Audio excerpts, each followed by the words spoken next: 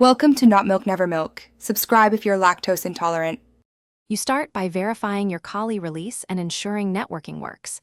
This avoids version mismatches later.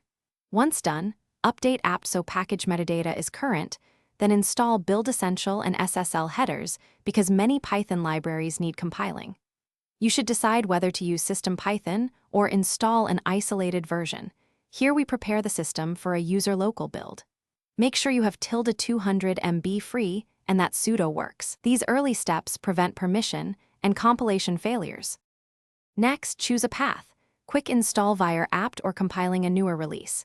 If you use apt, run sudo apt install python 3 venv python 3 pip to get a stable system package.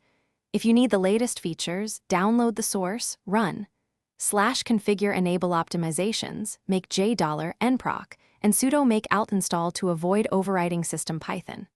Alternatively, pyenv gives version control per user. Install pyenv. Then pyenv install 3, x, y, and pyenv global to switch. Finally, create an isolated environment with Python 3 mvenv and activate it so projects don't conflict. Once active, upgrade pip, setup tools, and wheel. This avoids many package build errors.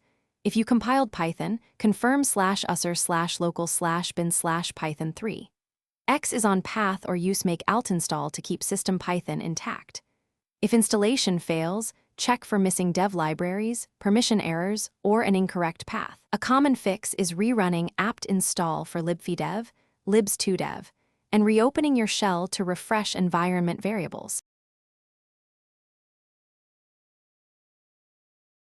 Thanks for watching. If this was helpful, leave a like and consider subscribing. See you next time.